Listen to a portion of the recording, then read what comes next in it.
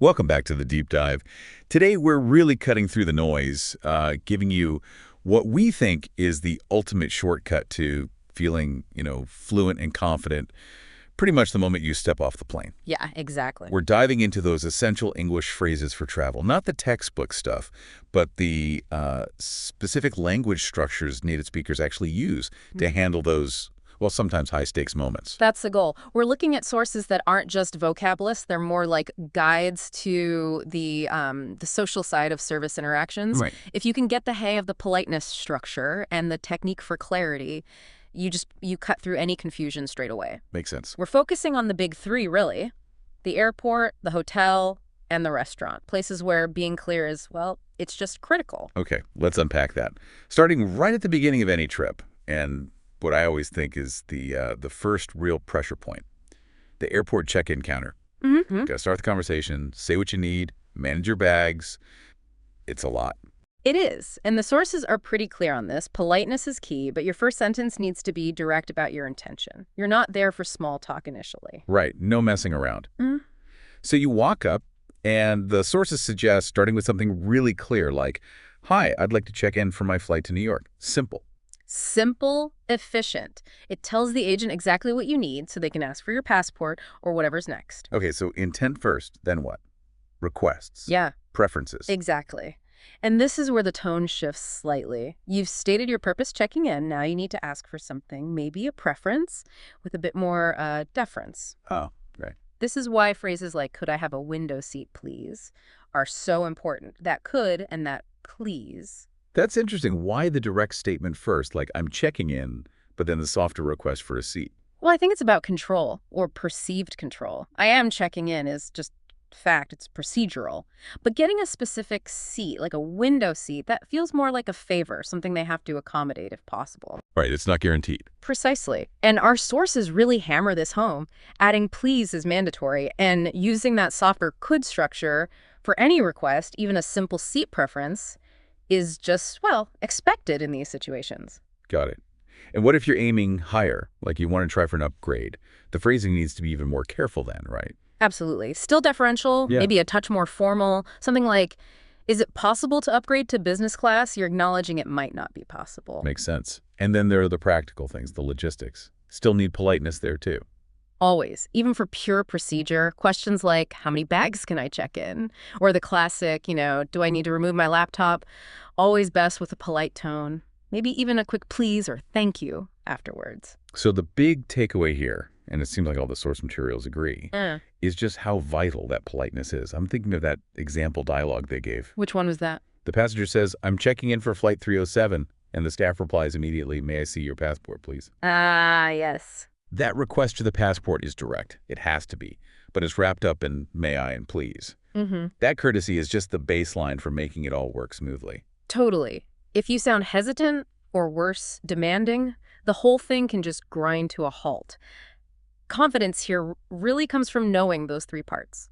Clear intent, soft request language, and always, always using please and thank you. Okay, perfect. So check-in navigated. We're through security, at the gate. Now we're on the plane. That's the next zone for interaction, right? Yeah. Making requests from flight attendants. Yeah, moving from that sort of high formality check-in to a situation where you might be interacting a bit more, asking for things related to comfort. Right, like basic comfort. Can I have some water, please? And then there are the logistical things too, like what time will we arrive? Always good to know. Yeah. Or, the classic mid-flight pick-me-up. Could I have a cup of coffee, please? Now, the sources suggest there's something really specific about the language here we need to focus on. Yes. This was, for me, the real aha moment in the research. It's a small linguistic tweak, but it makes a huge difference in sounding natural and polite in English. Okay. You just mentioned two options. Can I have some water? And could I get a blanket? Right. And the sources are really emphatic about this. Native speakers, particularly when talking to service staff, tend to default to the slightly softer could I. Huh. Interesting. Yeah. I think a lot of learners are taught can I, because it's about ability, right? Yeah. Am I able to have this? Exactly. That's the literal meaning, can I have water? Yeah. Technically means, am I physically able to receive water, which isn't really the point. No, the point is asking politely if they will give you water. Precisely. So, well, can I have some water? isn't wrong. It can sound a little abrupt to a native ear, maybe a bit focused just on your ability to get the thing. Shifting to could I get a blanket? Using that past tense modal could makes it sound softer, more like a tentative request. It subtly acknowledges the flight attendant's role in fulfilling it. So even for something totally routine, like asking for a drink they obviously have, switching can to could just bumps up the politeness level. Instantly. Instantly, like a little signal that you understand the social dynamic. Mhm. You're not demanding, you're requesting politely. It's a simple change, but quite powerful. It really is. Think about the Yeah. worst case. Someone just saying, give me a coffee. Terrible, right? Yeah, definitely rude. Shifting to, can I have a coffee, please, is much better. But could I have a cup of coffee, please? That's the really smooth, natural standard for asking service staff for something. Tiny detail, big impact on how you come across. That makes total sense. Okay, so we've landed, survived the coffee service. Now we're at the hotel. This is about getting settled, maybe getting some local tips. Right. And the first interaction is usually pretty straightforward, confirming your arrival. You need to establish you're expected. The sources give that key opening line. Hi, I have a reservation under the name, your name. Clear, direct, just like at the airport check-in. State your purpose first. Exactly. And then, just like the airport, once you've stated that main thing, it shifts into logistics pretty quickly. Right, they need info from you, you need info from them. Yeah, that dialogue example they provided shows it perfectly. The guest says they have a reservation, and the receptionist immediately follows up with the necessary request. May I have your ID, please? Efficient, polite, gets the job done. Mm-hmm. So beyond the ID check, what else should you be asking? You need to get the key info for your stay. Absolutely. Things like, what time is checkout? That's crucial. Or maybe you need a specific service. Can I get a wake-up call at 7 a.m.? Okay, notice you said can I there for the wake-up call, not could I. Good catch. Yes, the sources suggest that for really standard, expected hotel services like a wake-up call, can I, is often perfectly fine and natural. It's less about deference and more about arranging a standard procedure. Ah, okay, so there's a nuance there. There is.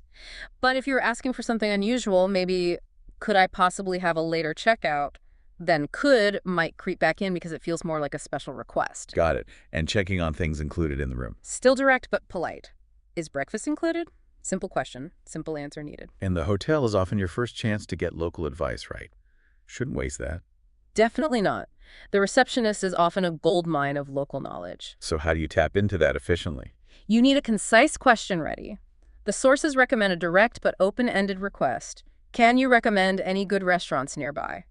Not too specific, not too vague. Exactly. It gives them scope to offer a good suggestion without you needing a long explanation. Efficient for everyone. Speaking of efficiency, our last area, out in the city, asking for directions, eating out, places where communication needs to be super quick and clear, maybe with people who aren't necessarily service staff. Right. And this leads to probably the single biggest piece of advice from all the sources for when you're out and about. Keep sentences short and gili. Okay.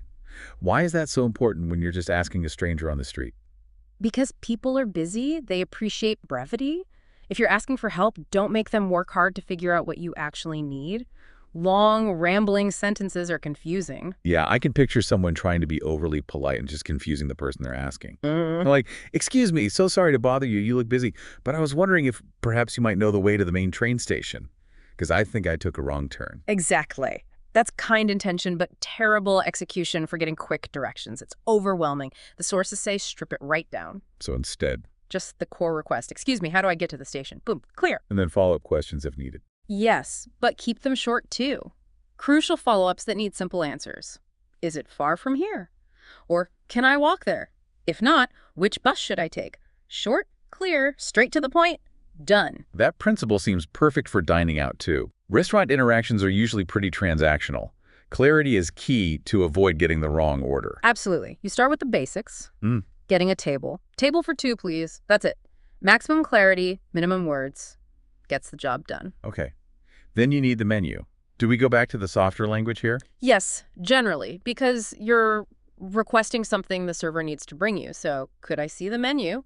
Sounds natural and polite. Right. And then ordering the food itself. Here, you shift back slightly. You're stating your choice now. So something like, I'd like the chicken, please. Using I'd like is a nice softened way of stating your decision. It's not quite as soft as could I, but definitely politer than I want. Interesting shift again.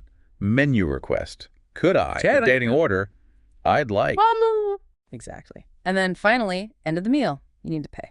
Back to the polite request format. Could we have the bill, please? Using could, again, ensures the whole interaction ends smoothly and courteously. Okay, this really brings it all together. It feels like mastering natural travel English is this kind of elegant balance act Yeah, I think so. between Rule 1, clarity keeps sentences short and direct, especially for core information or stating intent, and Rule 2, courtesy, always use please and thank you, and strategically use softer phrasing like could I when you're Yeah. requesting something, so especially from service staff. That sums it up perfectly. It's about knowing when to be direct and when to be deferential.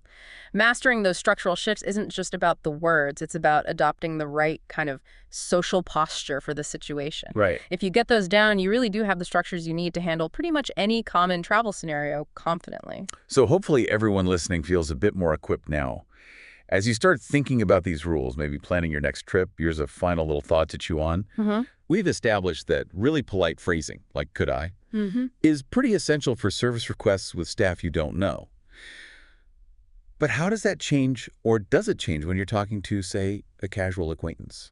Or even a friend? If you're asking them for the exact same thing, maybe just asking if you could borrow a pen, or even asking for a cup of coffee if you're at their place. Does the language stay that formal? Or does it relax based purely on the relationship? That's a great question. That subtle calibration based on relationship versus the type of request. Yeah, that's where real fluency shows itself. Something to definitely observe and maybe experiment with next time you're asking for something. Definitely food for thought. Okay, that's all for this deep dive. We hope this helps make your next journey feel a bit smoother, a bit more fluent. Until next time.